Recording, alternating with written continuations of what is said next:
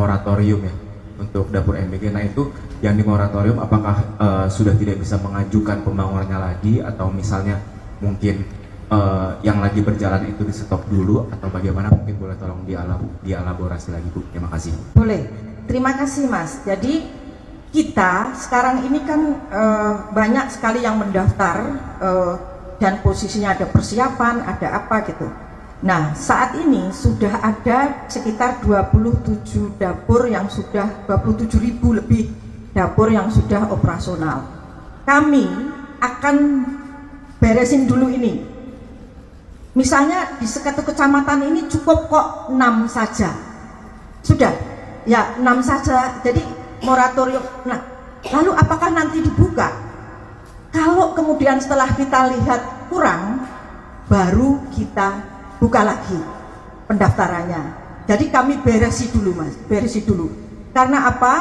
Jujur sekarang yang numpuk ini diaglomerasi, yang 3T belum kesentuh. Jadi Pak Presiden pesennya kami harus ke 3T dulu. Demikian Mas. Berapa lama Bu ini untuk moratoriumnya? Ya secepatnya lah ya. Pokoknya ya kan kita intinya pemerataan itu dalam arti bukan pemerataannya dapurnya harus dapat PM itu enggak, tapi pemerataan dalam arti semua anak-anak harus dapat, tapi juga tidak dengan banyak dapur. Kalau banyak dapur kan tidak efisien karena kita sewa dapur toh. Nah ini untuk kita rem dulu dan ditata berapa kira-kira, misalnya satu kecamatan, satu kabupaten ini idealnya berapa. Ini gampang banget, cepet, karena kan kita sekarang kerjasama dengan Dikdasmen, dengan Kemenduk Bangga ya. Jadi untuk menghitung nanti berapa sebetulnya yang dibutuhkan. Demikian. Ya mungkin dari tengah, kalau nanti ujung kanan. Untuk yang di 3T itu dengan metode dengan model lain gitu ya, nanti MBG-nya itu mungkin bisa dibagikan bagaimana, dan anggarannya tadi kan mau dipotong, kira-kira udah ada rinciannya belum Bu, besarannya bagaimana yang bisa diefisiensikan, dan yang untuk di 3T difokuskan kira-kira berapa gitu. Terima kasih. Terima kasih Mbak Lydia. Kita kan hari pertama urung ngitung-ngitung angka Mbak, kita ngitung-ngitung angka, tapi intinya dulu kan formalisinya menggunakan dibangun dengan pakai seluruhnya anggaran negara.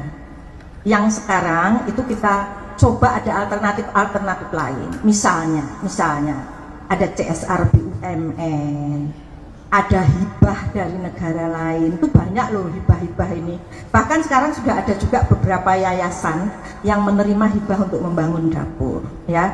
Kemudian ada juga misalnya kalau ada pengusaha dia berinvestasi di tempat yang terpencil, kemudian ada sekolah, ada lain-lain, mereka juga punya CSR kan. Nah itu untuk bisa membangun. Jadi ada beberapa alternatif, intinya untuk mengurangi beban anggaran APBN yang dulu kan full 100% mau dibiayai oleh APBN. Nah, dan kita juga ininya tidak harus membangun dapur baru, itu prinsipnya. Kita bisa menggunakan dapur-dapur, misalnya kantin sekolah. Karena 3T ini cuman ada yang 200, ada 81, ada 47 orang di wilayah-wilayah itu. Jadi nggak mungkin kita membangun dapur-dapur baru. Jadi yang sudah ada existing, nggak tahu dapurnya siapa, mungkin ada dapur umum atau apa. Intinya tidak harus membangun dapur baru. Oke, terima kasih. Ya, satu lagi ya, satu lagi dari ya. sisi kanan, silakan. Selamat sore, Ibu. Nah, jadi gini, dampaknya ya. Kemarin kami bertiga dipanggil Presiden dan kami sudah menyampaikan ke beliau tahun 2026 ini, mohon Bapak, kami tidak mengejar kuantitas, kami akan perbaiki kualitas, sehingga bisa jadi kami tidak akan mengejar ke 82 juta, tapi bagaimana dapur-dapur ini sehat, memberikan makan yang bergizi ya, lalu refocusing. Misalnya nanti akan kita juga kalau ada sekolah-sekolah yang mahal gitu, kan kita tanya apakah masih perlu MBG. Nah ini yang kita alihkan ke 3T. Jadi bisa aja sebetulnya penerima manfaatnya bertambah, tapi tambahannya ini sebetulnya mengurangi dari yang tidak fokus mungkin selama ini. Nah sekarang kita fokuskan, kan sekarang kan semua sekolah dikasih. Nah sekarang kita fokuskan adalah ke 3T dan terutama untuk 3B. Boleh sekedar untuk gambaran 3B. Jadi setelah kita diskusi dengan para pakar, kami ini selalu diskusi dengan para pakar untuk mengambil kebijakan. Kami kumpulkan dengan para profesor di bidang anak, dokter anak, lalu ahli gizi, bahwa mereka itu mengatakan bahwa intervensi gizi itu paling bagus adalah saat mulai kandungan bulan pertama sampai usia 9 tahun atau sampai SD. Nah kita yang kejar ke sana. Makanya kemarin kita kan sampai mengeluarkan ancaman SPPG harus ada 3B, Bumil, Busui, Balita. Kalau enggak kita suspend. Alhamdulillah hasilnya bagus, 2 minggu tuh kan ini ada 22 juta 3B.